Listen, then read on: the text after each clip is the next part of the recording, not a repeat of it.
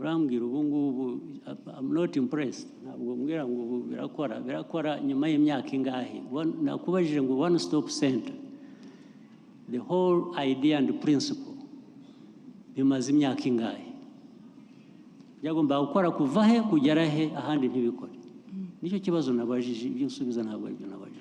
Your Excellency, before this year, One Stop Center RDB was not fully operational. It was working with some essential services. Why? Jango ni design, Your Excellency, nango tukwa ikoze neza habaye some permits and licenses that were still being given by other institutions. Why? Subiza ikibazo mbaza. Your Excellency, mukora iki wowe uri mukuru wa RDB ariko ntabwo wumva One Stop Center yayishyizeho icyo bivuze. Urambwira iby'umwaka ushize RDB imaze imyaka ingahe Claire? Myaka 10 irenga. Iki? 10. Gusa 12. Uravuga igihe wayigiriyemo cyangwa uravuga igihe? DCTV Rwanda. Murakoze nyakubahwa Perezida wa Repubulika. Amazina yanjye nitwa Bariyanga Fideli, ntuye umurenge wa Rwimiyaga, akagari ka Kirebe, umudugudu wa Kirebe. Muri make ikibazo cyanjye, umurenge wateguye kubaka amashuri mu kagari ka Kirebe, unsaba kubaha ubutaka nkabaguranira bakubakamo amashuri, bakampa ingurane y'ubutaka ntanga n'amafaranga 30,000 kugira ngo ubutaka buhindirwe mu mazina yanjye. Bigeze hanyuma bambwira ko ubutaka butabonetse. Bakwambuye ubutaka bwawe, bagusabye kukuguranira kubera ko bashaka kubaka amashuri. Barangije abari wowe wongeraho 30,000 kugira ngo ubutaka buze mu mazina yanjye. Ubwo bundi bushya ayo bazayakwishyura rwose. Ari ubutaka ntabwo nabubonye, ari amafaranga nyuma. Ni bande n'umurenge wa Rwimiyaga. Nyuma noneho ari amafaranga. Ninde hano babaza iki kibazo? Yes, irakugerera vuba. Murajya gusaba umuntu kubaguranira mwarangiza mukamugerekaho. Murakoze yako n'ingurane mutayi muhaye uko avuga. Murakoze nyakubahwa Perezida wa Repubulika. Iki kibazo turakizi, na ahantu hatari amashuri, noneho abaturage bariteranya bifuza kubaka ikigo cy'amashuri, noneho ubwabo baraganira, noneho uyu mugabo yemera kubaha ubutaka, yemera no kubaha n'amafaranga, ndetse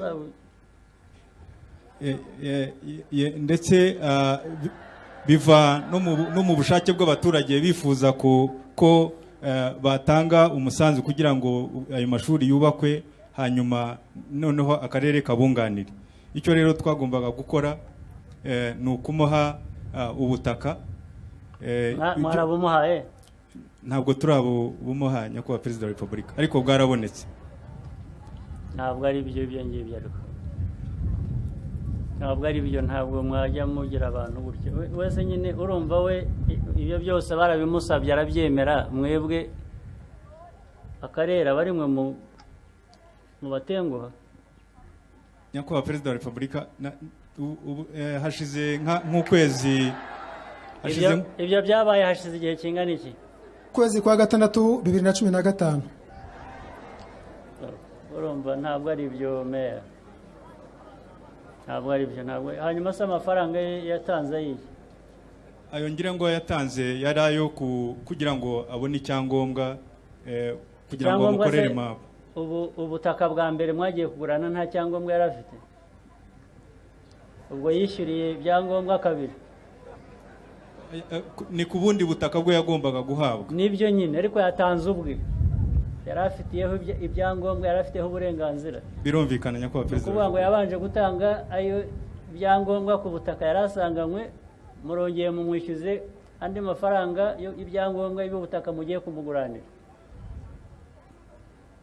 Ibi ni ibibazo abayobozi muba mukwiye gukemura, ntabwo ari ibintu bikwiye haruhanyijemo iki. Umuntu icyo mwashakaga yakibahaye, namwe muri aka karere mwagiye kumubwira kumuguranira muzi ko muzamuguranira nyine impamvu bitakozwe impamvu mutabimuhereye ubusa niba ari mwe mwishyura naho we arishyura kabiri kubera iki ntabwo akwiye kwishyura nyakubahwa perezida wa repubulika iki kibazo meya iki kibazo gikemure vuba na bwangu murakoze nyakubahwa perezida wa repubulika mu cyumweru kimwe reba abo bantu hano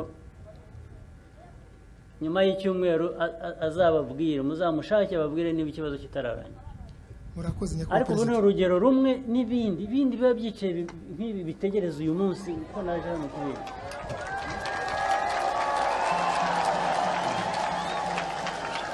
nk'iki ntabwo nabonye ikibazo kigoranye hano muri ibi ngibi ntacyo nabonye gikwiye guhera muri 2015 kugeza uyu munsi ntacyo mbonamo ahubwo mwe mwamugiriye nabi kandi we mwaramusabye ibintu arabibaha murangije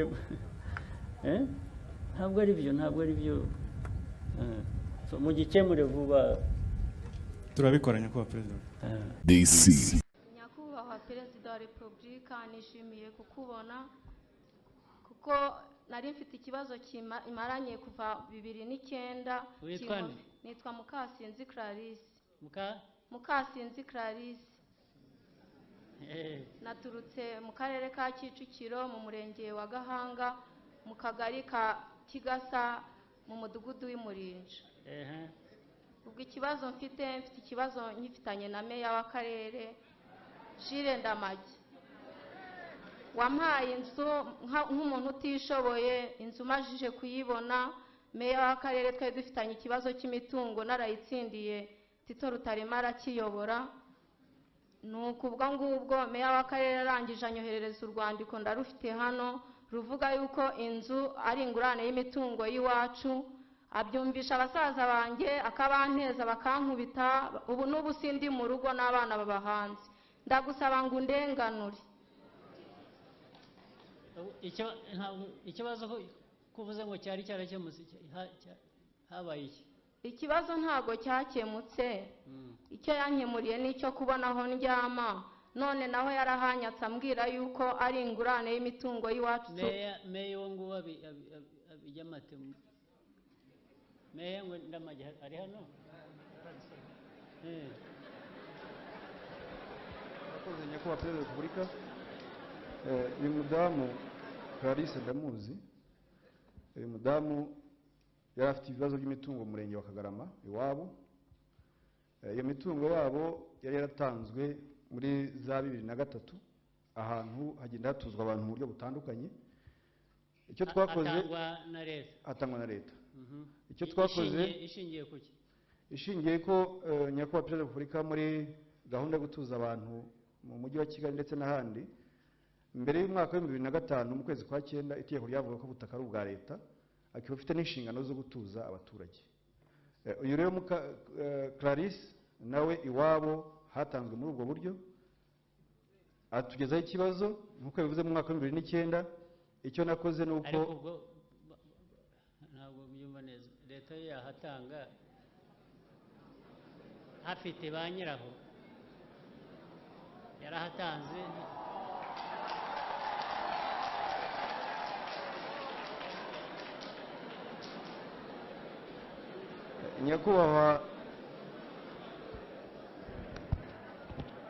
nyakubahwa perezida wa repubulika itegeko ryavugaga ko igihe hatuzwaga abaturage icyabaga kiri hejuru y'ubutaka nicyo cyabaga expropriated nicyo cyishyurwaga biri mu rwego rwo gusaranganya byari bimeze bite byari mu rwego rwo gutuza abaturage mu mujyi wa Kigali n'ahandi hose mu gihugu niko bimeze ariko ntabwo watuza abantu hari abandi bantu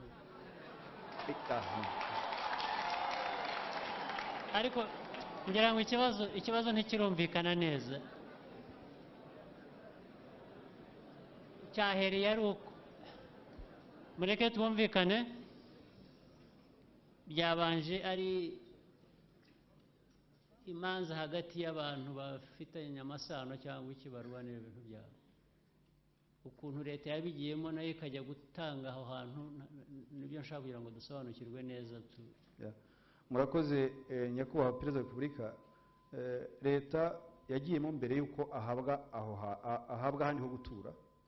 Yangejeho ikibazo, naravuze ko mu rwego rwo kumushakira igisubizo cy'ikibazo cye yahawe ahandi ho gutura. yahawe ahandi ho gutura nyakubahwa perezida wa repubulika. Ahambere avuye se byagiye. Ahambere ho hari hamaze guturwa already, hari hamaze guturwa hari abandi. Ari hehe si icyo gihe? Icyo gihe angezaho ikibazo yangejeho nk'ikibazo nk'umwana w'imfubyi udafite aho atuye kubera ko iwabo hatanzwe. Ngiye icyo nakoze hatanzwe ari ahari hagatangwa. Icyo gihe hatangwa ntabwo yari ahatuye, yari imfubyi. Yambwiye ko yabaye mu miryango itandukanye. Okay, komeza utubwire uko nagikemuye nyakubahwa perezida wa repubulika. Uko nabonaga iwabo haramaze gutangwa, nashatse ikindi kibanza ndamwubakira inzu nyimuha nk'umuryango w'iwabo, abanamo n'abavandimwe be n'abasaza be. Mufite ibyo mupfana ariko cyangwa ni oya? Ntabwo ntacyo dupfana, ariko dupfana ko turi abanyarwanda twese, your excellency.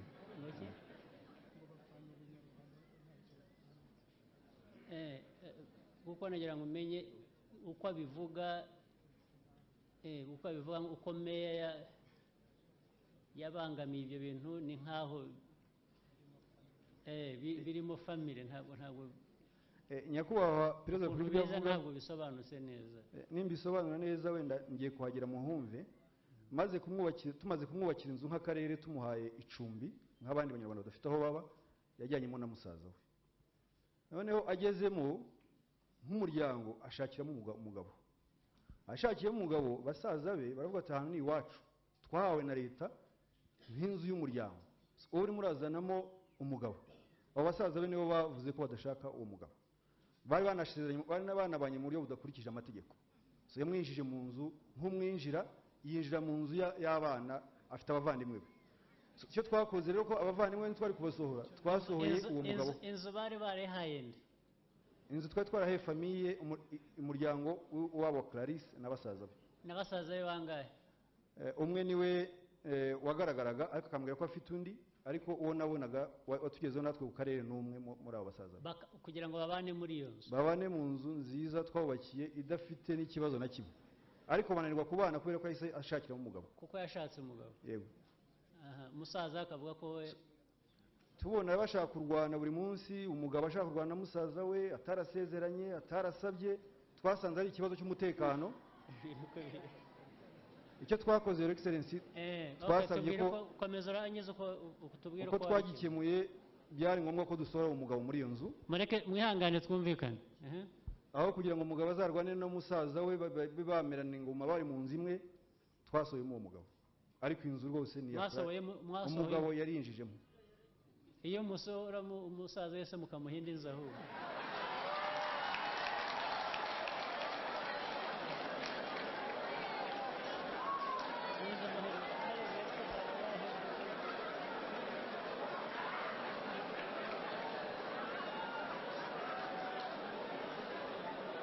icyo mbivugira nuko nibwira ko n'uwo musaza we amaherezo yari kuzashaka we. Byo byayaga kugenda gute? Nyakubahwa perezida wa repubulika, kubera ko gushaka burya bigira n'amategeko bigenderaho, uyu mugore akaba yashatse mu buryo budakurikije amategeko. Twumvaga na ya nzu bari bayibonye nk'umuryango, ariko mu biduhayemo umurongo twamureka agashaka, hanyuma uwo musaza we tukazamushakira inzu nk'undi mwana utishoboye. Nuko mukwiye kuba mwarabikemuye n'ubundi ariko buretse gato, ariko buretse hari uriya komeza ashaka kuvuga iki? Nyakubahwa perezida wa repubulika, ibintu byose avuze arabeshya. Umugabo turabana, tubyaranye 6, hariho abana 3. Umwe yiga muri segonderi mu wa 3 ya segonderi, undi yiga mu wa 4 azajya mu wa 5 primaire, undi ni w'imyaka 5. Umugabo turabana, ahubwo ikibazo cy'umutekano yabanshyizeho, asohora ibintu n'abana arabasohora, tuba muri stock. Nkibaza se meya namuhemukiye iki? Ariko urumva nari namushimiye ibyo yari yakoze. Urumva meya ikibazo aho kiri, niyo waba warashatse kujya muri technicalities gusa z'ibintu cyangwa ibintu by'amategeko, ariko urumva icyo kibazo cy'abo bana barahari uko bariho kose, nabo ni abanyarwanda nka kwa kundi wahoze uvuga.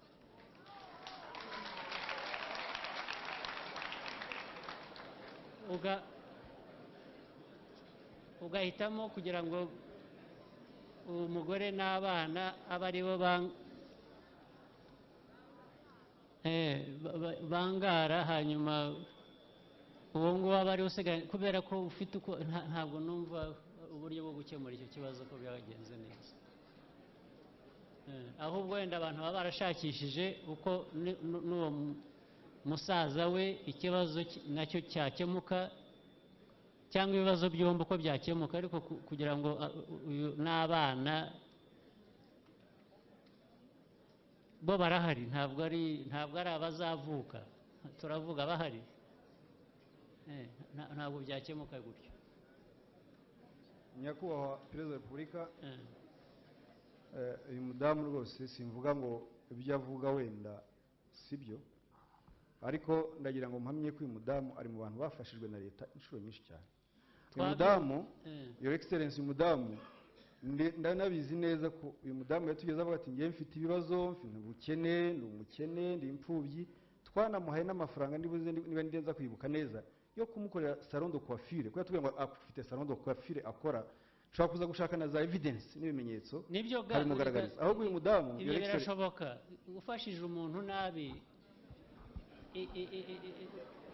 ntabwo uba ukemuye ikibazo.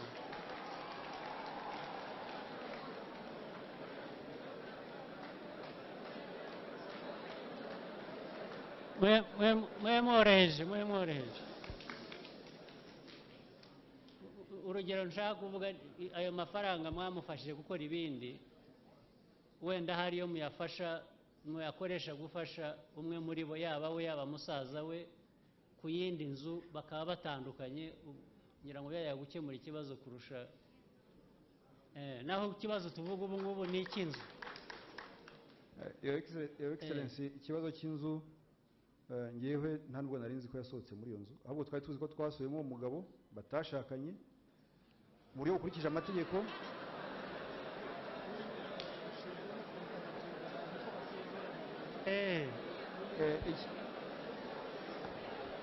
Urareba ntaho uri buhungire ikibazo, kuko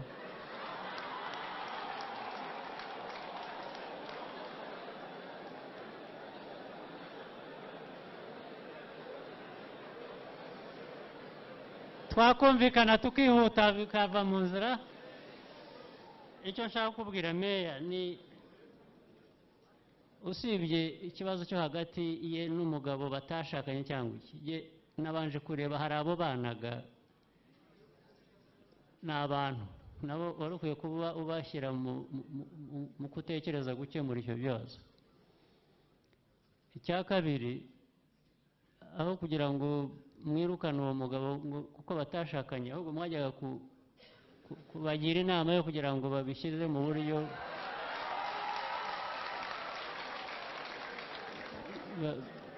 byubahiriza amategeko, naho gufata umugabo gusa. Ntabwo ikibazo mwagikemuye nabi, nubwo mwaba mwaragerageje kugikemura.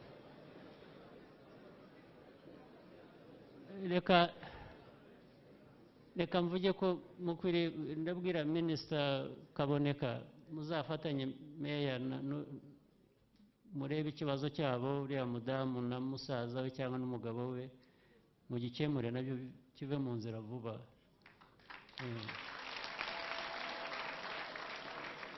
Hagomba kuba hari uburyo bwo kugikemura ibyo ari byo byose, kuko hari n'ibyo mwabahaye nyine uvuga mwabakoreye, ni ukuvuga ngo hari uburyo ibintu byatunganywa bikarangiza ikibazo.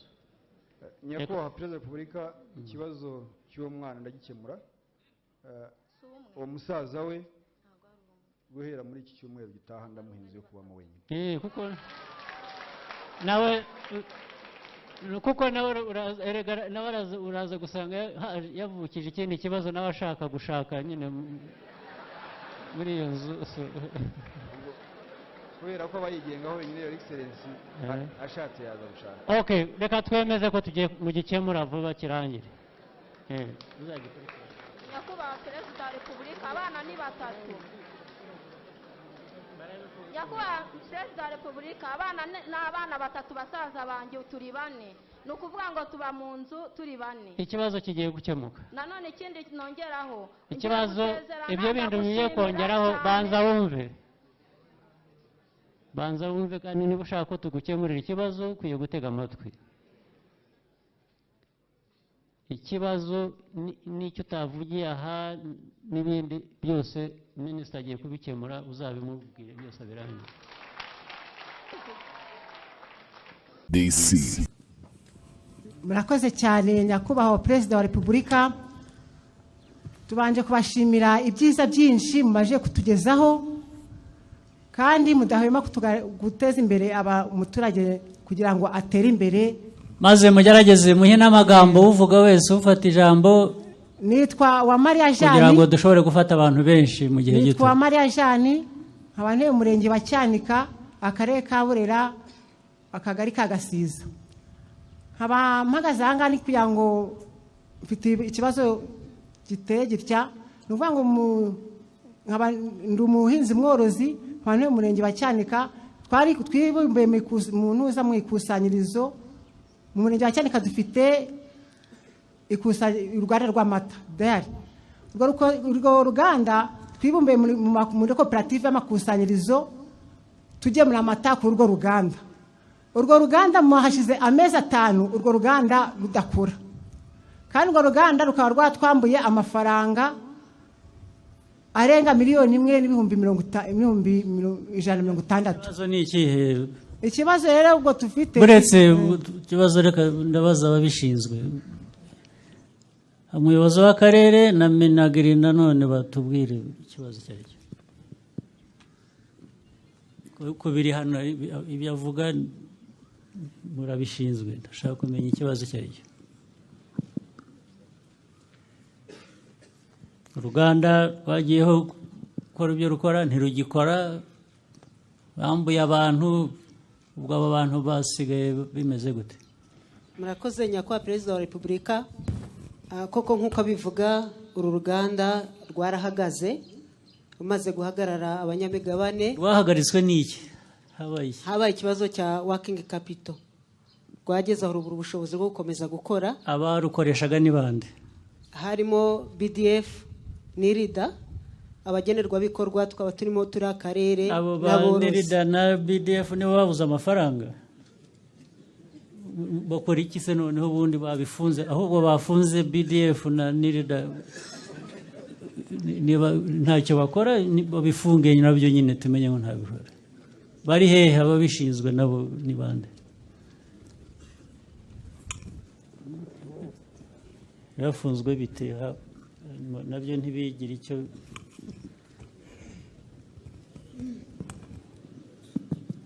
Murakoze nyakubahwa Perezida wa Repubulika, nitwa Jeannette Kanyambo, ora muri BDF. Urwo ruganda rwa Burera twashoyemo imigabane dufatanyije na koperative Sipte ndetse na Nilda, n'amakoperative bakusanyaga amata nabo bashyiragamo imigabane kugira ngo urwo ruganda rukore neza.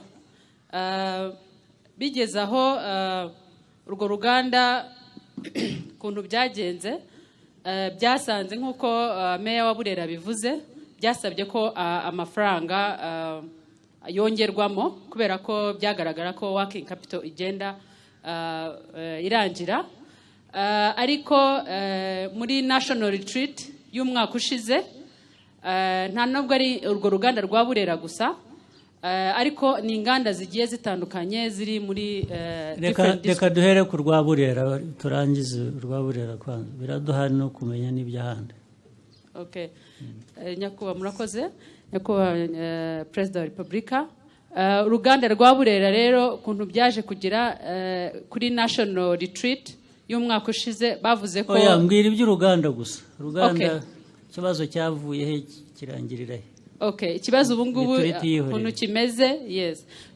Ikibazo ukuntu kimeze ubu ngubu nuko habaye hagati ya Minagri na Minicom, Minicom na Minicofin ndetse na RDB habayeho kumvikana ko izo nganda zigomba gufashwa zikajya kuri privatization cyangwa zikaba abashoramari bikorera, ariko cyane cyane abo bashoramari akaba ari bo kubera ko abo bashoramari BDF na NILDA bari bafatanyije byose byarakozwe.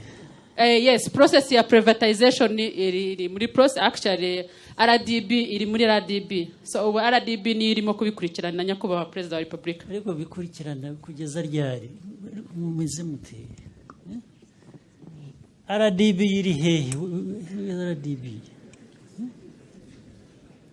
abantu mumize mute? RDB ubu ngubu ni nyakubahwa Perezida. Ibintu bibaho ntibigera nyirabyo, ntibigira umuntu ninde ibyo bishinzwe bande, ni bande babishinzwe?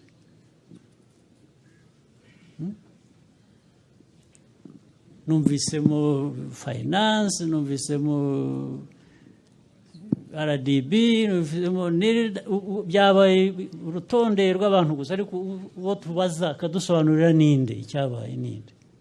Murakoze nyakubahwa Perezida wa Repubulika. Ibyo BDF bavuga nibyo, uruganda ruri muri gahunda yo kwegurirwa abikorera ku giti cyabo, ariko ntabwo bivuga ngo ruhagarare. Ubundi uruganda rwagombye kuba rukomeza rugakora, byongera ahubwo n'agaciro iyo n'abashoramari basanze rukora. Ntabwo rero abashoramari bafitemo amafaranga uyu munsi ari BDF ari n'amakoperative ari n'akarere bakwiriye kubihagarika. Gusa kuva batubwiye ko turushyira muri privatization cyangwa se kurwegurira abikorera ku giti cyabo, ni bande bababwiye? Minicom baratwandikiye ndetse na Minecofin barabyemeza ko uwo mutungo tuwegurira abikorera ku giti cyabo byaratangiye. Ubundi se abari barimo ntibikorera ku giti cyabo? NILDA ihagarariye leta, birumvikana ko ari leta. Yes, ariko NILDA ubona ukuvuga rero dukwiye kuba tuyibaza niyo yari ishinzwe kugira ngo urwo ruganda ruriho rukore. Yes sir. Nibyo turiho dusubiza, ntabwo turasubiza ikibazo cy'impamvu uruganda rutakoze, rurinze rugezwaho rugurishwa kubera iki? Ubundi cyari cyatumye rujyaho cyari iki? Kuki kitakoze? Ntabwo ndabona ubinsobanurira. Your Excellency, ntabwo ibyo bisobanuro byari byatangwa koko, gusa ikigaragara nuko bagize intege nke z'amafaranga akenewe kugira ngo rukore. Gusa reka nkwereke. Yes sir. Ndabona impamvu ibintu bihora bigaruka bimeze gutya. Namwe abayobozi bose mwese musa naho mwe mwashyizeho ikintu murangije buri wese ararekura aranakibagirwa ko kiriho n'impamvu cyagiyeho, nta wari ukifite mu mutwe we, nta wari ukitekereza. Izo nganda zijya kujyaho zifite aho zakomotse, aho zaturutse namwe mubifitemo uruhare. Hari ababitangiye, hari n'abagombaga gutuma bikora kugira ngo bivemo inyungu n'ubundi abantu bashaka. Nibyo Your Excellency. Kuko ntabwo inganda zishyizeho ntabwo zapfuye kujyaho gusa, zifite uko zagiyeho. Uwazishyizeho ninde? Impamvu atakurikiranye kureba ko zikora uko bikwiye niki? Nabwo niba byaragize ikibazo, kuki icyo kibazo kitakemuwe ko kigomba gukemuka?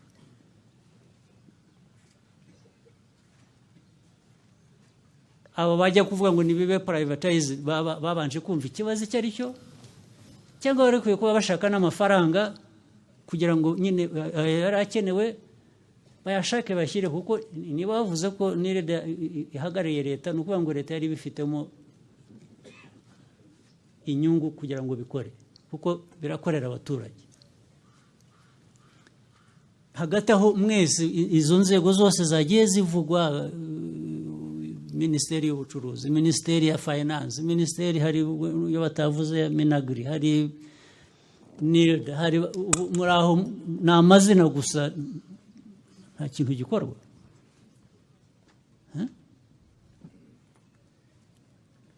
Kugenda aho ndashakisha umuntu wansobanurira ubundi byagiriyeho iki,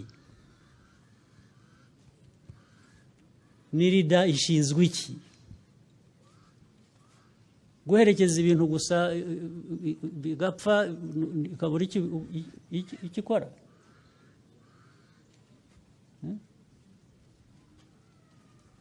Ninde badufasha kudusobanurira iki kibazo? Kigomba kuba gifite aho kibarizwa, agira udusobanurira.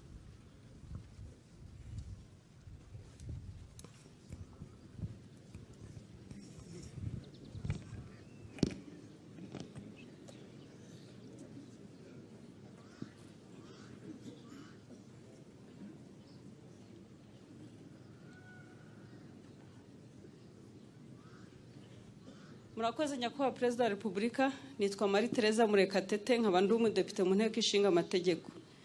Ngira ngo iki kibazo kimaze igihe kirekire n'amaraporo yaratanzwe. Uruganda rujyaho nuko abaturage bari bagaragaje ko bafite umusaruro ukomoka ku mata, niyo mpamvu uruganda rwagiyeho. Rumaze kuhajya rwagiyeho rute rushyizweho nande? Ubwo no kuvuga ngo rwahereye kuri politike runaka, polisi runaka yo kugira ngo bikorwe. Yari polisi nyakubahwa Perezida wa Repubulika yashyizweho na Minicom na Minagri na NIRD muri bwa buryo bwo kongerera umusaruro w'ibikomoka ku buhinzi n'ubworozi.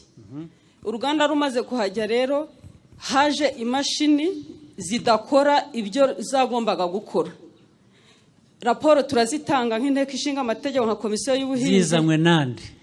Na NIRD na Minicom.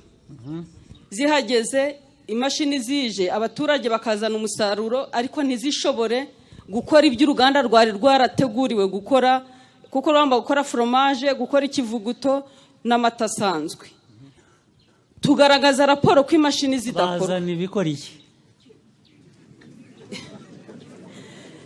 Izaje ntabwo zashoboye gukora ibyo, ntabwo zikoranye n'uruganda rurafunze ntirukora. Nta nubwo ari amezi 5 rumaze gusa, rumaze igihe rwose rudakora. Abantu ninjiji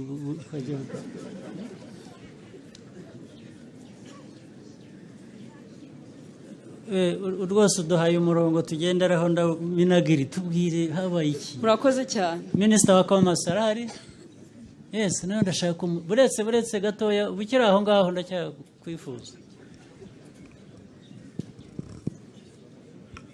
Minagri umunota umwe tubwire ibyo mukora, hanyuma na Minister wa Commerce ndashaka kumva. Nyakubahwa Perezida wa Repubulika, izi ni inganda zaje muri gahunda yo yitwa uruganda iwacu. Nk'uko umudepite abivuze, zagiye zigira ibibazo byo kuba zifite ibikoresho biri substandard. Bizanywe nande? Bizana bivana he? Bigurwa na nk'uko babivuze na NIRD na BDF. Niho bagiye bagura ibintu bidakora icyo byari bikwiye kuba byazaniwe. Namwe uruhare rwanyu muregama murabyihorera biba bityo. Twasabye yuko ibyo bikoresho biba improved, ngira ngo niho byaje kujya muri gahunda ya privatization kugira ngo tubone abantu babikora. No, iyo muhoza mugahera kuwazanye bitari byo akabanzaga kuri akahanwa. Yes, mwewe uwo muramutambutse yagiye atwara amafaranga azanye ibintu mudashaka, murabyemeye mugiye mu bindi. None se muzabigurisha nde abikoresha iki? Bizavamo hajyemo ibikora. Ubwo ibyo bibe birajugunywe mu bishyire mu bijugunye. Amafaranga agenda atyo ya leta, uwabikoze nawe yigendera uko agiye. Ubwo mwumva ariko mukuri kuba mukora. Hagiye habamo reforms muri NIRD nyinshi ngira ngo zifatiranye no kuri ibibazo Excellency. NIRD ari kuyobora NIRD ninde? Uri hano ni uyobora cyangwa ni? Dusobanurire wahoze dusobanura igira imbere hariya nawe wahoze ubona wa BDF n'iridiri hehe ntayihari hano arangije arigendera. So Minister wa Commerce tubwire kuko niwe uri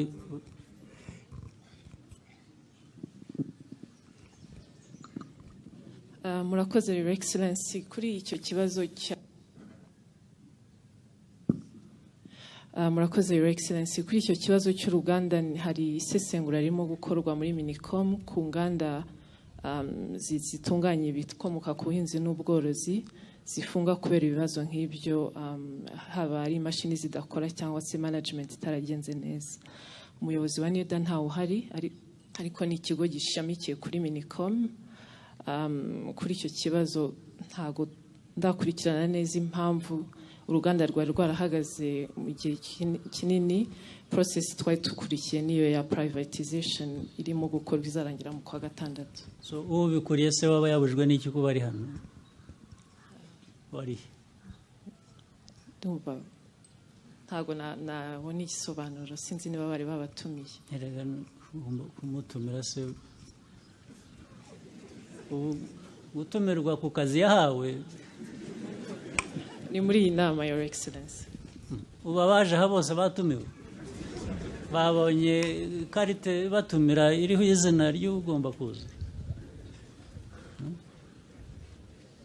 Namwe ba VIP mwicaye hano abayobozi ariko noneho n'abaturage buriya buri wese yabonye karite imuhamagara kuza hano. Tuzabikosora Your Excellency. Ugomba gukosorwa ariko bihereye no kubangije ibyo ngibyo niho bihera. Wagiye akagura ibintu gusa mugiye kujugunya ayo mafaranga bigiyeho aragenda gusa ibintu biragenda gutyo n'ibyo twatakaje by'izo nganda mugiye zitagira icyo zigirira abantu akamaro nta muntu ubibazwa bikabura bikazimira gutyo gusa. Your Excellency twemeranyije na komisiyo y'ubuhinzi mu nteko ko abagiye mu nganda twari twabonye zidakora cyangwa zifite ibibazo ko babigizemo uruhare bazakurikirana nyuma y'iyo no mukwiye kuba mwarabishyizemo abapolisi polisi igakora investigation yes abantu bagafatwa bakabibazwa. Tuzabikora nimwe mutuma n'ejo abantu bongera bagasubiramo bagakora ibintu nk'ibyo kuko ntawe ubibazwa. Cyo ni icyaha mukwiye kuba mwarabwiye polisi igakurikirana ikamenya ko byagenze. Polisi ubutabera bw'igihugu bugakurikirana namwe ntibabujije gukurikirana ibyo mushaka gukurikirana ariko ubutabera bukwiye kubikurikirana. Ndashaka kumenya inkomoko yabyo aho byaturutse uko cyatumye bigenda bityo. Hanyuma ubwo naho nta nubwo ari privatization murabyita n'ukuntu bitari byo. Wese uza privatizing ikintu kidakora kigurwe nande ninde uzagura imashini zidakora icyo zikwiye kuba zikora azikoresha iki? Umutu hari n'umwe gusa ni ukuvuga ngo mwaratakaje ubu mugiye kongera ahubwo noneho mugure imashini zikora ibyo mwashaka ko bikorwa ni ugutangira bundi bushya. Noneho kuko nabanje kugira ngo ni ikibazo cy'abantu bakoze business plan mbi bakoze ibintu bibi no ariko mwe mwabahaye imashini zidakora ibyo mushaka gukora mwari muzi ko bazabahikize.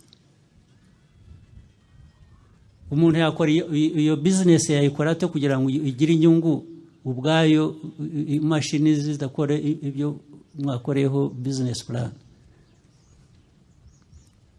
Urumva byagenda bite Minisitiri? Ibibazo cyabaye muri procurement y'izo mashini nk'uko bigenda bigaragara mu nganda zimwe na zimwe. Nibyo noneho mura privatizing iki? Imashini zidakora no icyo gihe valuation uko value y'izo mashini ntabwo ibirimo nicyo gituma no kubyita privatization. You're right. Yes ntabwo numva iyo privatization icyo mukora icyo ugomba gukorwa no kuvuga ngo izi nganda mwari mwashyizeho ntabwo zishwe na ba nyirazo bananiwe gukora, zishwe nuko ibyo mwashyizemo, izo mashini mwashyizemo atari zo zagomba kuba zirimo. Mbere rero yo kubisesa cyangwa yo ibyo mwita privatization ibyo bitari byo, murabanza mumenye ubundi muracyashaka ko izi nganda zikora ibyo mwashakaga ko zikora. Niba hari amata, ahantu hari amata, murashaka keretse niba hatakiri amata ahakoreshwa. Niba nta mata kihaboneka, ubwo ibyo ngibyo mwabikinga. Ariko niba gihari, mubiretse mutyo bigende bite?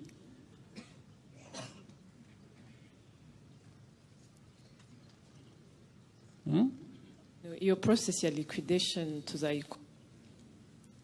Iyo yakorwa. Yakorwa. Ariko hanyuma ibikorwa bitunganya amata byo bibi byande bigende bite?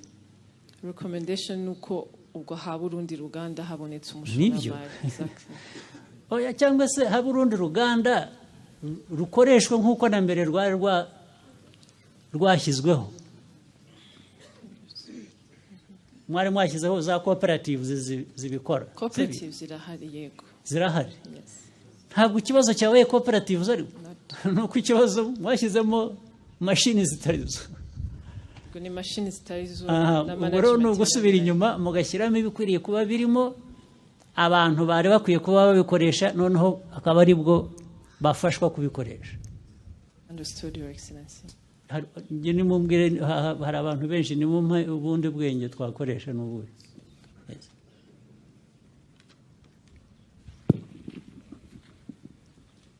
Murakoze nyakubahwa Perezida wa Repubulika. Ngira ngo mvuge ku gice cyo gukurikirana iyi micungire mibi, kuko NIRDA byaragaragaye ko iyi mishinga uko yaje, polisi uko yashakaga ko bigenda, byageze mu mishinga ikorwa nabi. Twakoze ubugenzacyaha, twakoze inshingano zacu, tujya uruganda ku ruganda, n'ubu biracyakorwa. Ni nabyo byaviriyemo uwari umuyobozi wa NIRDA gufungwa, ubu ari mu rukiko witwa Mungaruriye. N'izindi tuzazigeraho. Wenda iyi ngiyi ntabwo navuga mu buryo buri specific icyo twavanyemo, ariko turagenda uruganda ku rundi, kuko byaragaragaye ko byabaye managed nabi, bakagura ibintu bitashobora gukora, ibivuyemo byonyine ngo bishorwe bitanga umusaruro wari uteganyijwe. Okay, ubwo noneho ndumva bitangiye gufata umurongo. Niba umbwira ko iperereza rihari, abantu bakurikiranwa, ni ibyo rwose ngomba guheraho. Icyo nicyo cya mbere. Mukomeze mubikurikirane, buri wese wabigizemo uruhare nk'urwo agomba kubibazwa. Icyo ni kimwe. Icya kabiri, izo nganda icyo zari zashyiriweho ngira ngo kirumvikana, kirazwi, ntabwo byatuma tubivaho kubera ko abagiye bashaka izo nganda ibizikoreshwamo n'iki babikoze nabi. Kuko niba ahantu hari amata akenewe gutunganywa, bifitiye akamaro abaturage, n'ubundi bikwiye gukomeza gutyo. Hari uburyo bubiri rero. Uburyo bwa mbere ni ukuvuga ngo ibyari byagenwe gukora n'ubundi bikorwe, ariko noneho bikorwe neza kurusha uko byakozwe n'abo turiho dukurikirana. Sibyo? Uburyo bwa kabiri ni ukuvuga ngo inzego zirakoranye, zishatse abashoramari bakora ibyo ngibyo n'ubundi byari bikwiye kuba bikorwa, ariko ngira ngo ibyinshi byashyizweho kubera ko abashoramari batari babonetse. N'ubwo buryo bubiri rero, ababishinzwe, ubwo Minisita wa Commerce n'izindi nzego mufatanyije, n'ubwo buryo bubiri. Mushake abashoramari bakoresha izo nganda, cyangwa noneho habeho igurwa ry'izo mashini, ariko noneho zo zikora ibyo zishakirwa gukora. sibyo? Ariko nabyo ntabwo bikwiye kumara andi mezi angahe. Bimaze igihe kingana iki? Watubwiraga ibyo mukurikirana, bimaze igihe kingana iki ibyo byose biri? Your Excellency, izi investigations zimaze hafi amezi 6. Icyo kibazo ubwacyo kimaze nk'igihe kingana iki? Intangiriro yacyo? Intangiriro igeze hafi imyaka 2, kuko ni mu turere twose urebye. Ubwo urumva rero abo bayobozi bose b'utwo turere, izi nzego zindi zishinzwe ibintu bitandukanye, mwise NIRDA, Minister of Commerce, Minister of Agriculture, mukaba mufite ibintu biri aho bibyagiye imyaka 2, ntawe ugira ikintu ahindura. Dore nibyo nahoze mbabwira kuva hariya, kuva mbere ibyo nahoze mbabwira by'abayobozi. Urabona uru ni urugero rwerekana nyine ko hari ikibazo. Ubu se abaturage icyo mubabaraho ni iki kuri ibyo ngibyo? Abaturage murabaha inka, abandi barazishakira, barorora, icyo babashakaho ni imashini zibatunganyiriza amata. Ariko leta muraho muri mu kajagari gusa, mwananiwe kubaha ibyo bakwiriye kuba bakora. Nibyo navugaga by'abayobozi.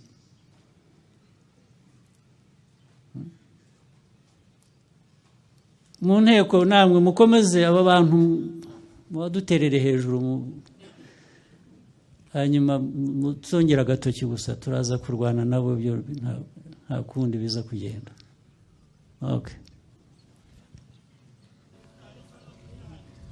Turaza kugeraho. Igira imbere turaza kugeraho. Murakoze cyane. Hanyuma ariko hari amafaranga yishyuza koperative yabambuye, ubwo bazayishyuza nde?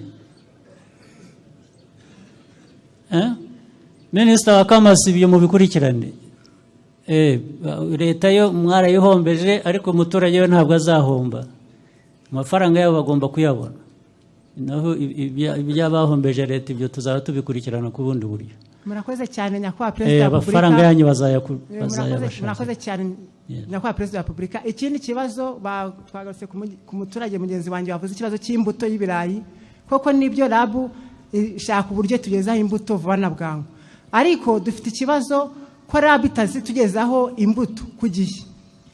Ahubwo icyo nacyo ni ikibazo kimaze imyaka, iyo ntabwo yagikemuye Minister wa Agriculture. Ntabwo bigerera ku gihe. Yes. None icyo kibazo gikemurwa gite?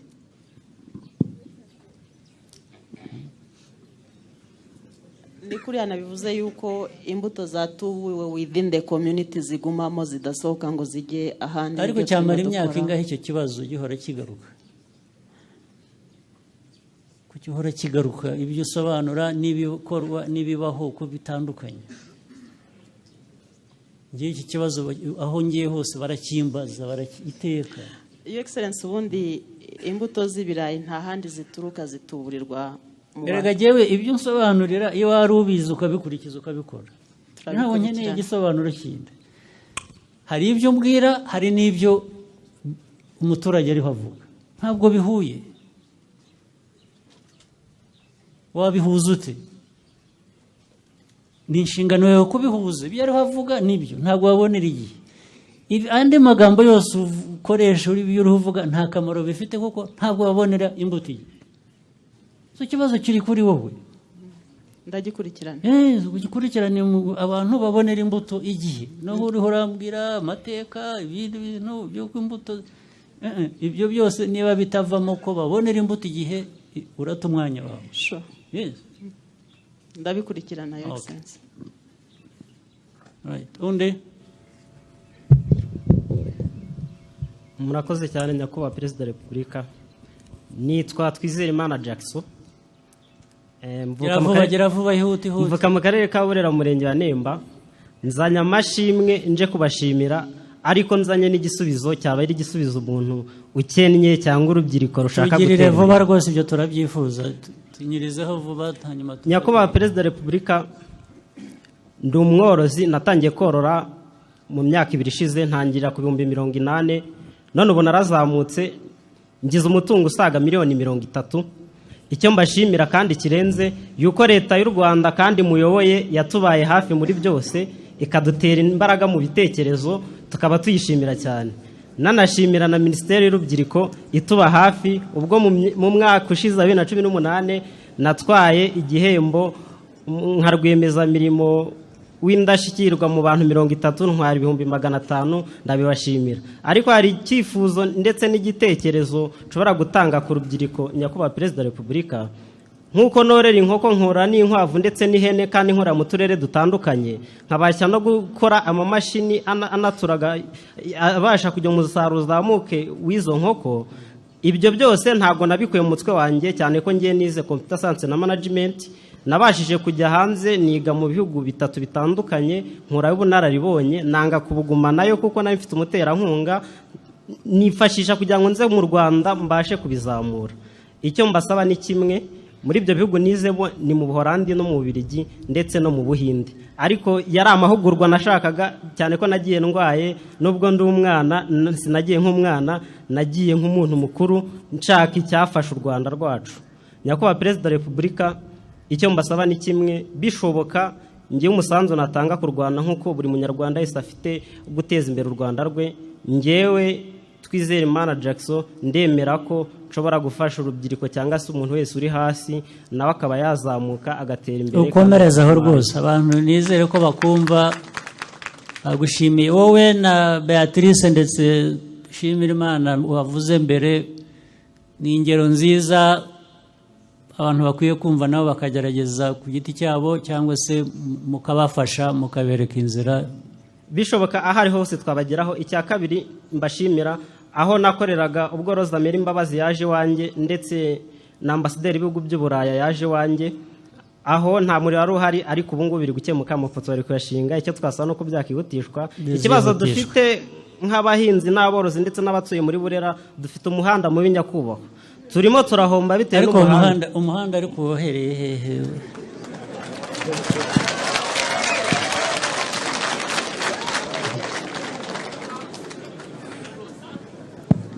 Murakoze Your Excellency. Uyu umuhanda ntabwo uzaba nk'aya mabati yo mu Bugesera, ntabwo turaza kubyikemura. Your Excellency, umuhanda mwemereye abaturage ba hano Butaro Burera ni inkunga twabonye, na amafaranga y'inguzanyo twabonye ku Buhinde. Process niyo yari iriho, ariko mu cyumweru gitaha ku wa gatatu nibwo bazatangira kugira ngo bumvikane na rwiyemezamirimo watsinze w'Umuhinde. Icyo gihe rero turateganya yuko mu mpera z'uku kwezi nango gutangira, icyo gihe byose bizaba byarangiye. Ariko ibintu byakwihutishwa bite byaje twakoze ibishoboka byose, ariko icyatumye binatinda nuko tugomba gukoresha Abahinde, nibo dukoresha procurement. Kubera ko aribo batanze amafaranga. Kubera ko aribo batanze amafaranga akaba iyo requirement. Naho iyo Abanyarwanda biba byararangiye kera, at least bikaba byaratangiye. Uribwira ko bizaba byatangiye ryari? Mu mpera z'uku kwezi nango gutangira muri June, mu kwezi kwa gatandatu gutangira. Icyo gihe byanze bikunze umuhanda uzaba utangiye. Atangira bajya banihuta. Yes sir. Bahera impande zombi bahurire hagati. Ni inama Your Excellency, ni inama twanabagiriye nuko bashobora gusaba contracting Abanyarwanda hano kugira ngo amakazi kihute, atari company. Mugire vuba. Murakoze Your Excellency. Ubwo ndumva biri mu nzira. Ndabashimenya ko twihangane gatoya turebe. Yego murakoze. Twaratinze ariko ntabwo tuzahera. Nanjye nishimiye kuba natanga umusanzu kubashaka gutera imbere. Okay, asante sana. Undi Murakoze nyakubahwa Perezida wa Repubulika. Amazina yanjye nitwa Mukaperefe Domitira, nkaba nturuka mu karere ka Burera, umurenge wa Kivuye, akagari ka Nyirataba, umudugudu Bukumbi. Ikibazo mfite, regi yaraje itwangiriza ibintu bitandukanye, bamwe barishyurwa abandi ntitwishyurwa. Ikibazo cyanjye ni icyo ngicyo. Ariko ikibazo nk'icyo kuki meya mudakorana n'abaturage akaba ari mwe mubafasha gukurikirana? Inzego z'ubuyobozi nizo zikwiye kuba zikurikirana abantu nk'abo zigafasha abaturage, naho umuturage kujya yirirwa yikurikiranira agakurikirana regi ntabwo byakunda. ifite lisite yabo none se kuki buretse gato niba muyifite ni lisite gusa se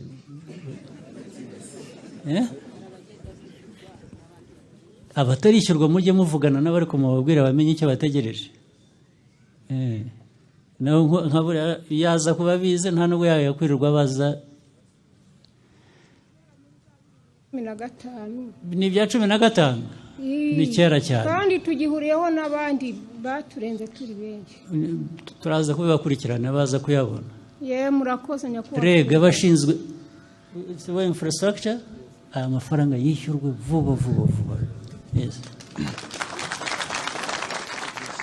meya na minisita nzabibabaza impamvu mutarishyura yes urakoze nyakubahwa perezida wa repubulika nitwa Nzubahimana Jean Providence nkaba nturuka mu murenge wa Cyeru kagari ka Butare iburera ikibazo mbaza nyakubahwa repubulika ni cyerekeranye n'uyu muhanda wabase Butaro Kirambo batubarura 2016 batubarura imitungo yacu ubutaka n'amazu iki kibazo ntabwo ndi gifite gusa nyifatanyije n'abandi bakaba batari batwishyura minisita wabyumvise by'imahanda zimwe bireba dusobanurire na meya cyangwa na gavana mutubwire kiriho n'iki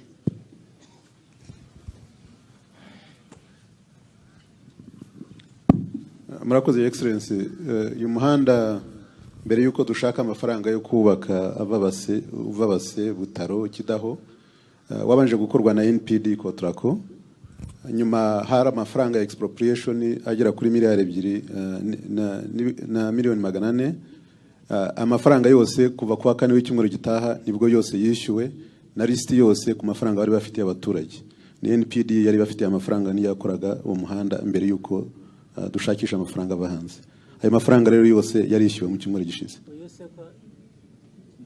arabarirwa hese ni wowe utarishyurwa gusa mfite n'abagenzi banje batari bishyurwa ntabwo ari njye gusa duhora dushiragira ku karere mushaka mufite list zitandukanye rero ngira ngo ni nyakubahwa meya ashobora kuba bizi kuko yose yarishyuwe icyo nzi nabonye na records ubwo hari abatwaye atari ayabo n'abantu bageze ku 1,100 barengaho gatoya umubare wabo at least ndawufite none uriya n'abandi bakaba batarimo kandi sinzi nawe tagera kuri konte batwarura imirima basukamo itaka aho twahingaga n'ubu ngubu dusenyera amafaranga nta mafaranga yatugera umwe mwatubwiye ko muzatwishyura mu mezi 3 uribwira ko ari wowe n'abandi bangahe batarishyurwa ni benshi dura ku karere dutandukanye ni nk'abangahe barenga nk'amagana meya ikibazo urakizi ntacyo uzi batabaza ari cyo uzi kabanza bisobanura niba hari murakoze nyakubahwa perezida wa repubulika ngira ngo ku bibazo bya expropriation barimo ibyiciro nka 3 hari ibyari byarakozwe mbere umuhanda watangiye gukorwa akagira ibindi byangirika kubera ko umuhanda watangiye gukorwa iyo babaza amazu bakabara amasambu none umuhanda watangiye gukorwa ibitaka bikajya mu mindi mirima y'abaturage none bigatangira bundi bushyashya abo ngabo baratinda icya kabiri hari n'abandi ibitaka bijyamo gusa cyangwa babishyiramo abakora umuhanda bishyirwamo n'abakora umuhanda ariko mbere nisho byo bitari byabazwe none bakora za caterpillar zikabishyira mu baturage ariko bagomba kwishyura hazamo abashyashya noneho hari n'abandi bantu bafite ibibazo biba bishingiye ku byangombwa byabo none ibyo nabyo bikaza gutinda ariko icyo twari twumvikanye na RTDA mu minsi yose itambutse hari amadosiye yagomba kwishyura miliyoni zigera ku 147 ahangaha ku bijyanye na Butaro kuri uyu muhanda harimo ndetse nabo muri centre ya hano ariko batubwiye ko Minisita Gatete yari yampamagaye mu cyumweru gishize ambwira ko amafaranga yabo agomba kuba yageze ku account yabo kuwa mbere no kuwa kabiri ubwo hari abashobora kuba babaza wenda amafaranga yinjiye muri account aramenya ko yabageze mukanya navuganye n'umuyobozi wa Beka ya hano ambwira ko ari account yagiyeho miliyoni 146 zisaga ariko hari n'abaturage bakiri muri crème bakiburana batumvikanye kuri expropriation, kuri valuation. Harimo cases ziri hano muri centre ya Butaro, ariko ibyo ntibivanaho n'undi wenda ushobora kuba afite ikibazo gishingiye ku byangombwa. Iyo amafaranga yagomba gusohoka ugasanga wenda isambu cyangwa umurima wanditse kutari nyirawo. Okay, ubikurikirane rero bive mu nzira. Bajya kuba Perezida wa Repubulika bari batwijeje yuko ayo mafaranga yose ahari, ubwo turaza gukora ubikurikirane mukore reconciliation. Mayor, Governor, Minister, murebe ko ufite icyo bagomba kumwishyura gifite ishingiro bakimwishyura. Abandi bikiri mu nzira yo kubyumva uko bikwiye nabyo bikorwe birangire. Uzajye mu karere mukurikirane n'abandi Akoze nyakubahwa. Okay. Undi mugere vuba. Nyakubahwa Perezida, nahuye n'ikibazo cy'akarengane. Nitwa Rudahunga Benjamin. Hari umugabo w'umukire waje afata inzu zanje akoresheje impapuro z'impimbano. Ndegera porukerere abica amazi. Inja Kacyiru naho babica amazi. Umukire yafashe inzu zawe kubera iki?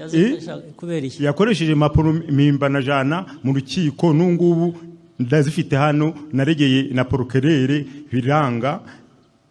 Bagahamagaza umugabo yagerayo nta kintu bakoze. Uwo mugabo ninde? Ende yitwa ndo uwo mugabo? Ni Nturanye Nikora, atuye Ruhengeri. Amazu ganje agarimo. Nta bayobozi babibwiye se? Nizo mapuro ndazifite. Buretse nta bayobozi babibwiye, meya w'akarere cyangwa abandi bayobozi? Na hano nageze nabibwiye na guverineri. Wabibwiye urabizi? Nabibwiye guverineri arambira ngo ningende ndye ibigori.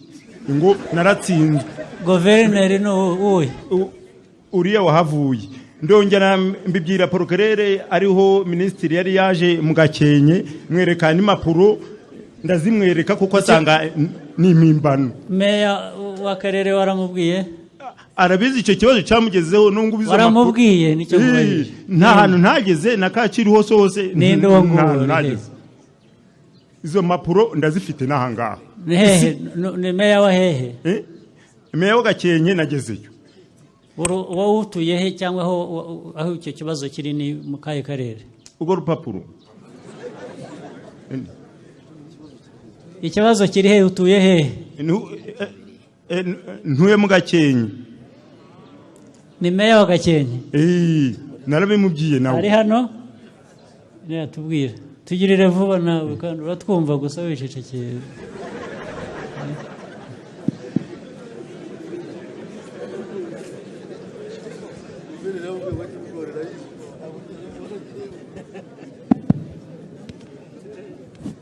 Izina ry'Imana nyakubahwa Perezida wa Repubulika, uyu mugabo nibwo mubonye bwa mbere, kuko abaturage bose bazana ibibazo dufite aho tugenda tubandika. Hariho ikibazo cy'uyu mugabo rwose nyumviye hano, ariko ubwo cyumviye hano genda umusange umubwire ibyawe byose hanyuma agomba kugikemura.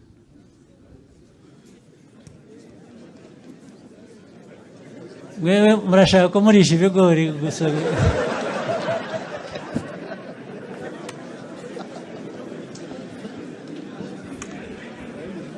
Murakoze nyakubahwa Perezida wa Repubulika. Okay. Ngira ngo ibibazo twe twakiriye byose bibonewe igisubizo, kandi n'ibindi byari bitashoboye kuza cyangwa bitabonewe mujye mugana aba bayobozi mubashyireho umurimo wo kubakemurira ibibazo. Nibyo nyakubahwa Perezida wa Repubulika. Mujye mubanza ku bayobozi, hanyuma abayobozi niba batenguha ubwo natwe nituza mujye mubitubwira tubibabaze. Murakoze cyane. Okay. Namwe mujyayo ariko ntimubona. Ndababaza nimwe mbaza mayors ibyo mvuga murabibona cyangwa ntabwo mubibona?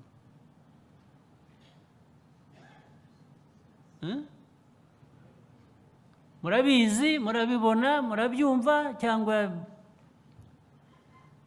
nuguta umwanya? reka nze mbegere niba ari byo mushaka murabibona ntimubibona birahari kubera iki microphone we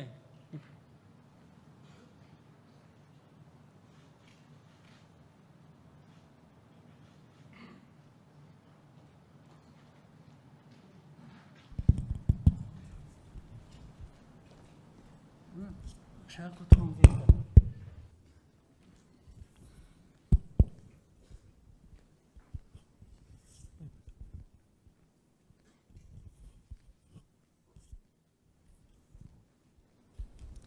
muraza kunyihanganira narambiwe amadisikuru ntabwo nshaka ko tuganira mumbwire ikibazo ni iki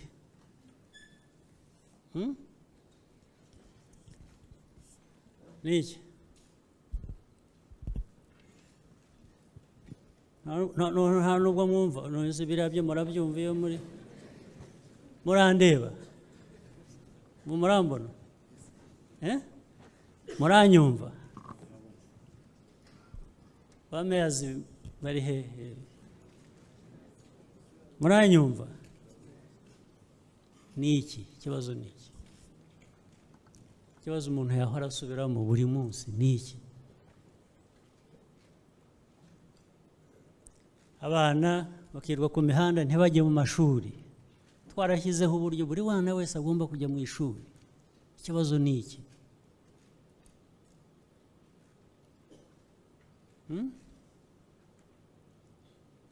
nuko mukorana n'abo mudashaka mutishyiriyeho ntagire unsubiza ndabaraza hano ni mutansubiza turashaka igisubizo kugeza aho tukibonera mumbwire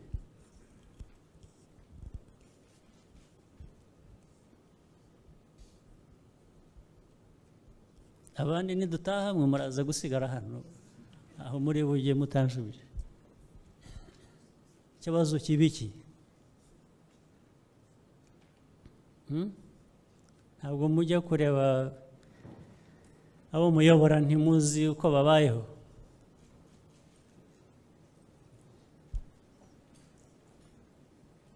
ariko ikibazo cya mbere ntahagihera uyobora abantu adashobora kugira icyo avuga iyo bamubajije ubwo nyine niho ikibazo cya mbere kiri ariko nababwiye ngo ntabwo muri buva aha ngaha mutanshubije twebwe turi buhave ariko mwe ntabwo muri buhave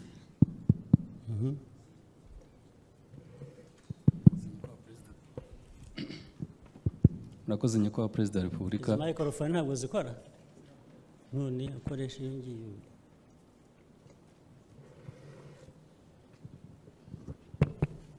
murakoze nyakubahwa perezida wa repubulika nk'uko mubitubwira ibibazo turabibona kandi mwarabitubwiye inshuro nyinshi n'abayobozi batandukanye barabitubwiye ariko nshobora kwemeza nyakubahwa perezida wa repubulika ko twagize uburangare bwo kuba tutaragiye tujya mu baturage nk'uko mubivuga tukumva ko gukoresha inama bihagije ariko ubu ngubu aho tugiye turi mu baturage tubasanga mu ngo zabo nubwo tubona twaragize ubukererwe ubona ko bishobora guhinduka ngewe nuko mbibona kandi nawe umwanzuro twafashe abandi ko biri hose ariko barabizi by'abaturage bararana n'amatungo kirwara amavunja mu Rwanda basigaye bavuga rwa mbere mu bintu byinshi ku isi ubu murashaka ko bavuga no kurwara amavunja iyo mushaka ikibazo ni iki ubu yabavugiye yarangije mwe nta bindi mufite kuvuga murashaka kurwara amavunja yes Murakoze nyakubahwa perezida wa repubulika uko mugenzi wanjye yabivuze nibyo koko ikibazo turakizi kandi turakibona munabitubwiye inshuro nyinshi ariko nyakubahwa perezida wa repubulika hari ingamba twafashe twihaye n'igihe ndetse n'abayobozi bakuru bari aho abandi barabizi twatangiye ibiganiro n'abo bireba bose va mu biganiro jya mu bikorwa hari n'ibikorwa wihaye igihe nyuma y'ikindi gihe dukomeze rega ibyo mvuga bimaze imyaka ntabwo hakiri igihe cyo kujya kuganira twihagiye nyakubahwa perezida muraganira ibiki se ko mubibona kuki mutajya mu bikorwa icyo nta bikorwa mu kuganira iki muraganira ibiki bitazwi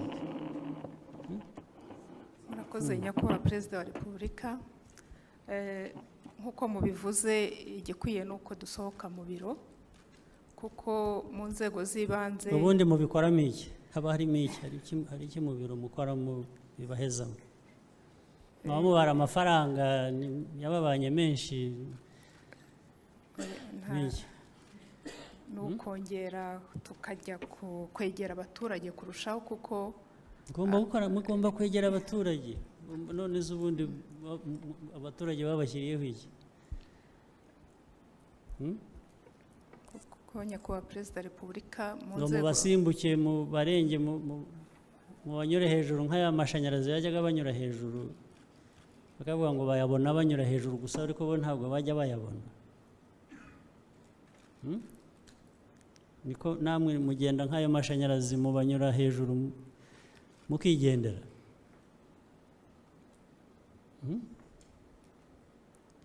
ubwo rero ndiho ndabibutsa ngo turaza kurwana muri iyi minsi rwose mubyitegure ubwo ariko nzabageraho nabanje kurwana hari abandi bantu ndwaye hano nabo abaminisitiri ureba nabo ntabwo bandusha imbaraga nabo ndaza kurwana badakurikirana nabo murakoze nyakubahwa perezida wa repubulika ikibazo kirahari turakizi twarakimenye tugisaba imbabazi ku makosa agaragara ariko mukimenye ryari niyo mukimenye ejo bundi ikintu kimaze imyaka 10-15 tukivuga tugiye gushyiramo imbaraga nyakubahwa perezida wa repubulika murakoze nyakubahwa perezida wa repubulika nk'uko mubivuga ni ikibazo gikomeye kandi ubu twahagurukiye mu kwezi gushize abayobozi batandukanye bacu nabo twakoranye umwiherero mu by'ukuri navuga ko wafashwemo ingamba ko muri uku kwezi kwa gatanu tutakabaye tukibana n'uyu mwanda mu baturage bacu ubu rero twarahagurutse kandi turizera ko mu by'ukuri iki kibazo tugiye kurangira kuko kimaze kurambirana murakoze ariko ubundi murawukunda uwo mwanda mushaka kwibanira nawo mwumva kubana nawo ntacyo bitwaye ugomba kurangira nyakubahwa perezida n'abo baturage bacu barwara izo ndwara zishobora kwirindwa nabyo mukabana nabo bigomba kurangira minisitiri kaboneka minisitiri wa local government nawe uzi inshuro nawe mpora nkakubaza ukambwira ndetse ukajyayo mukabona ikibazo ni iki nshaka kucyumva mbere wenda ndashaka kugira ngo mbanze numve ikibazo umuntu arwana nacyo kugitera murakoze nyakubahwa perezida wa repubulika nk'uko mubivuga tubivuganye kenshi mubitubwiye kenshi twagiye kenshi hariya kuganira n'izi nzego ndetse n'abaturage ariko ikibazo gihari mbona gikomeye ni ikibazo cy'imyumvire mindset kandi kiri ku bayobozi ku baturage cyangwa natwe abayobozi namwe ntabwo muri shyashya ni ikibazo kiri kuri twebwe abayobozi no ku baturage ariko nemera yuko abayobozi twe duhindutse tukabona ko ari ikibazo abaturage twabafasha kandi bakabivamo ariko nk'uko babivuze nyakubahwa perezida wa repubulika ubu se imyumvire tubigenza dute imyumvire kutumva ntabwo ari imyumvire gusa no kureba umwanda ugomba kumva ko atari abantu batagomba kuwubamo bishaka myumvire ki bishaka amashuri ki Your Excellency hari naho ugera umuntu yari ahahagaze wawumwereka akaba ari bwo awubona we akakubwira ko atabibonaga rwose ibyo turabibona hirya no hino nyakubahwa perezida. Yes. N'umwana mu rugo urwaye bwaki, hari n'abicwa nazo bapfa buri munsi, nabyo bakakubwira ngo ntibabibona, nabyo bakakubwira ngo ntibabibonaga. Nyakubahwa perezida wa repubulika, hari n'abarwara bwaki bafite ibyangombwa byose byakabaye. Ni ibyo nyine, ariko kuba bitagaragara ni iki? Njye nitwa Dushimirimana Beatrice, mvuka mu murenge wa Ceru mu karere ka Burera. Navutse 1994, narangije 2016 mu ishami rya Hegi muri 9. Nyakubahwa perezida wa repubulika, nyimara kurangiza amashuri nihangiye imirimo nk'umujeni, aho nateguye umushinga w'ubuhinzi bw'ibirayi. Nahereye kuri A1, none ubu ngeze ku bushobozi bwo kuba nahinga hegitari. Dushimirimana Beatrice. Nyakubahwa perezida wa repubulika, ndi umujeni uhinga ibirayi, nkabihinga ku buso bugera kuri hegitari 3, nkasarura amatoni 30. Nyakubahwa perezida wa repubulika, nahaye urubyiruko akazi mu gihe cyo guhinga, gutera, gusarura. Nibura ku munsi nkoresha abakozi 30, mu gihe cy'isizeni ngakoresha abakozi 300. Nyakubahwa perezida wa repubulika, mfite abakozi 6 bahoraho b'urubyiruko, 3 ni abakobwa, abandi 3 ni abahungu. Muri abo bakozi 300 harimo ingeri zose, urubyiruko, abadamu, abagabo. Nyakubahwa perezida wa repubulika, tugendeye ku mutekano mwiza dukesha ubuyobozi, ndi umujeni wagerageje kwiteza imbere.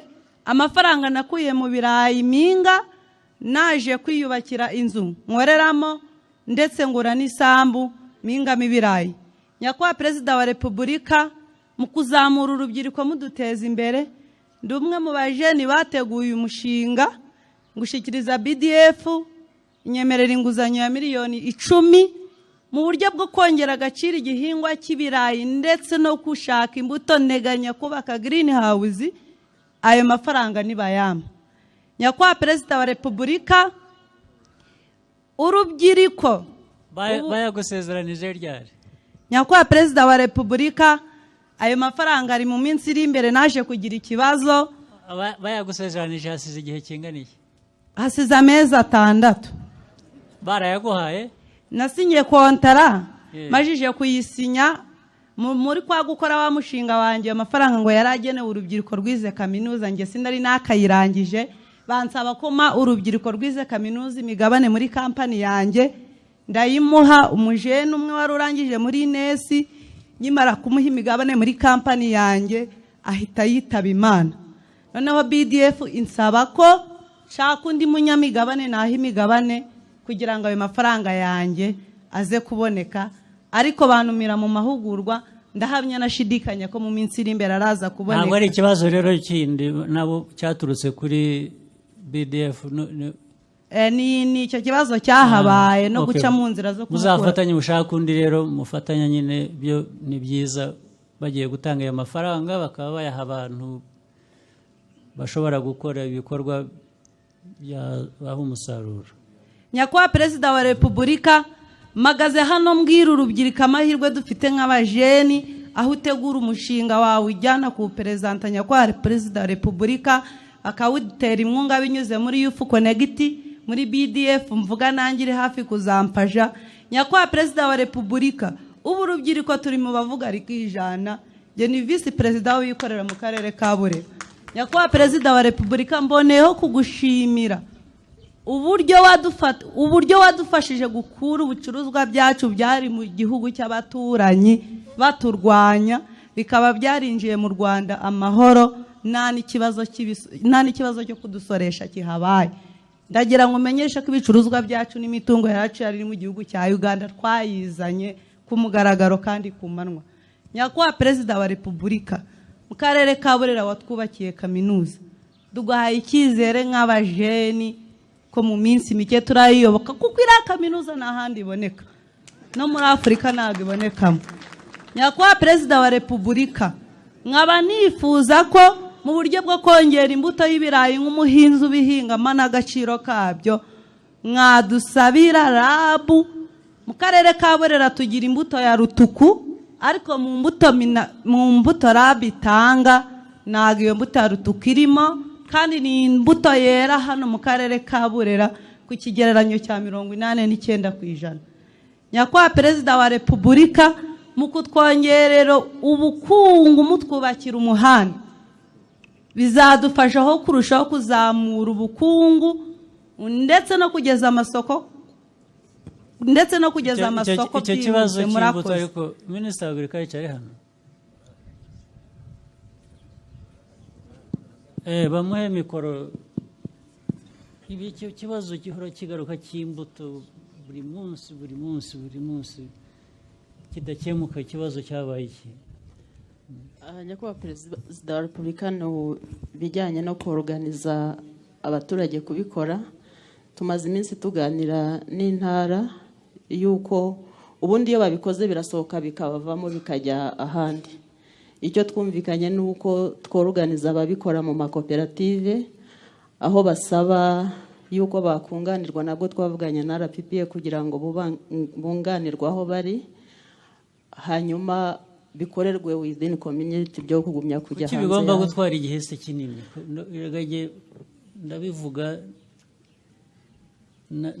na minisitiri wariho mbere yawe icyo kibazo cyarazaga nawe ikibazo kiragaruka kirangira ryari igituma kitarangira ni iki hari aho tugeze Nyakubahwa Perezida wa Repubulika kubera ko ku mbuto z'ibirayi dukenera ku gihembwe hafi amatoni 37,500 tugeze kuri 60 tugikemura ariko kugira ngo bigere kuri buri muntu mu mudugudu bisaba organization itunga ariko se n'imbuto yavuze ko zo basaba ko atari zo babona niba nabyumvise neza izo ngizo n'imbuto zasohotse vuba muri mu gihembwe cy'ihinga gishize ubuziri mu butubuzi ariko ntabwo bisobanuye icyo niho mbaza izo basaba nukuvuga ngo ziba zinariho cyangwa zabayeho zarabonetse kuki babone bahabwa izindi se zitari izo ngizo ubu ngubu izo arimo avuga zasohotse mu gihembwe cy'ihinga gishize zisohoka zijya he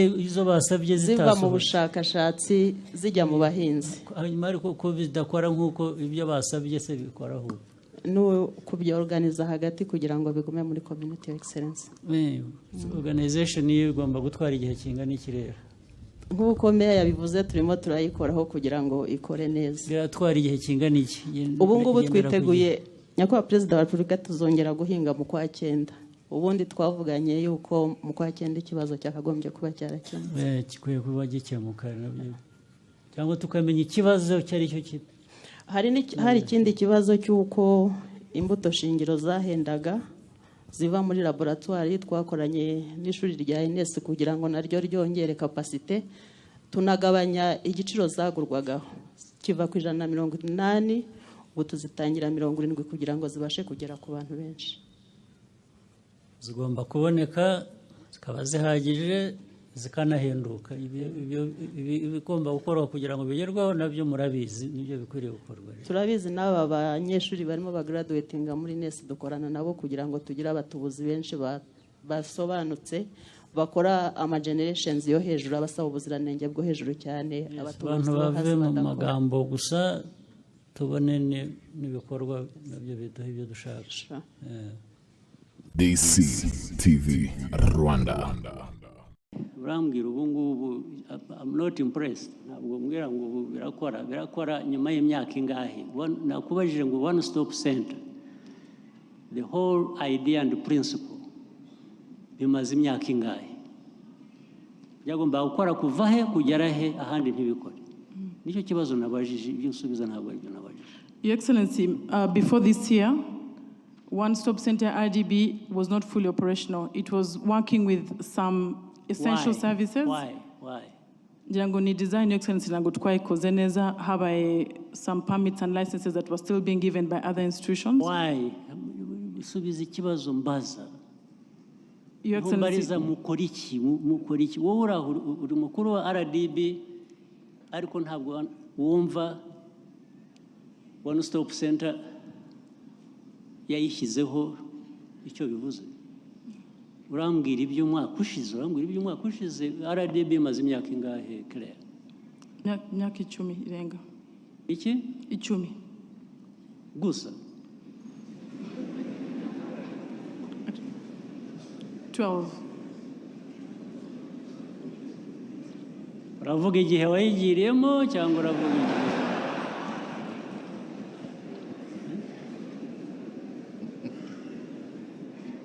Ariko niyo yaba imyaka 10 byatwara bita imyaka 10 kugira ngo byumvikane.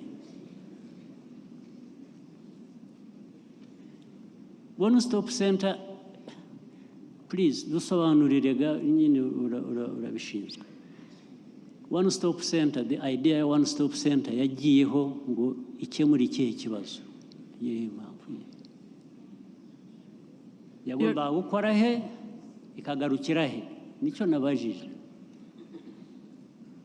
Your Excellency, initially, the setup of One Stop Center was done was to focus on the services that all investors needed. So taxes, company registration, intellectual property, tax registration, applying for water, electricity, ibyo twatanga kuko hafi umushoramari wese yarabikeneraga. Ariko gap twabonye kandi mwaduhaye umurongo nuko hari sector specific licenses zatangagwa, FDA igatanga permits na licenses, NAEB nayo igatanga. Simbuka kurikiranye ibintu wabisobanuye byose uko byagombaga gukora icyo byari bigamije, hanyuma urahisimbutse utari ko byakoze bityo. So aho ngaho hari ikintu usimbutse byavuye kuri the original idea and understanding gute bikajya ku kindi kintu. Ntabwo hasimbuka ngo uzakemura ikibazo, wihasimbuka tubwira uko mwavuye kuri icyo gitekerezo mukajya ku bindi. Wabizanye ninde cyangwa we wahereye kuki? Habaye misinterpretation from the beginning ko One Stop Center itanga permits na licenses izichenewe na investors bose. Hanyuma aho bamwe na bamwe bakeneye kuri sector specific, ushaka kuoreza mining agafata mining license muri Rwanda Mining Board, ushaka kuba bank akajya muri BNR agafata banking license, ushaka transport license akajya kuri RURA. So icyo twakoraga nuko twatangaga all these basic services zitangwa zikeneye hafi na investors bose. Hanyuma niba umucaramari akeneye kujya mu kindi kigo twajyana nawe tukamutwara kugira ngo asabe iyo permit. Ariko icyo twabonye nuko iyo experience was not the best experience kuko nubwo ari babiri cyangwa batatu bashaka banking license, ni byiza ko tubitanga muri RDB atari company registration gusa. So niyo mpamvu Your Excellency tusubiye inyuma tubona ko from the beginning interpretation was limited to cross-cutting permits and licenses and not sector-specific permits and licenses. Why did you prefer to see it that way? So it was a wrong interpretation. I think we just took the easy way out at the time. But what I can assure you, Excellency... And for a long time, you do something wrong and you do it for a long time. You don't realize what needs to change or what can improve what you are doing.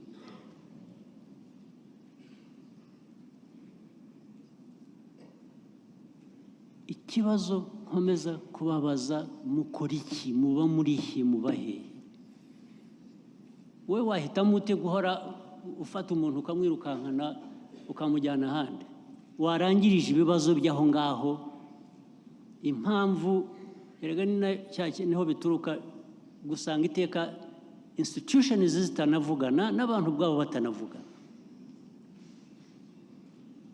Ibi twavugaga byose bya IT n'ibindi byagiriyeho iki mushaka ibyiki. Nubwo ikibazo cy'uko bitakora neza bihagije, icyo ni ikindi kibazo. Ariko kuki byagomba ko umuntu aza akabareba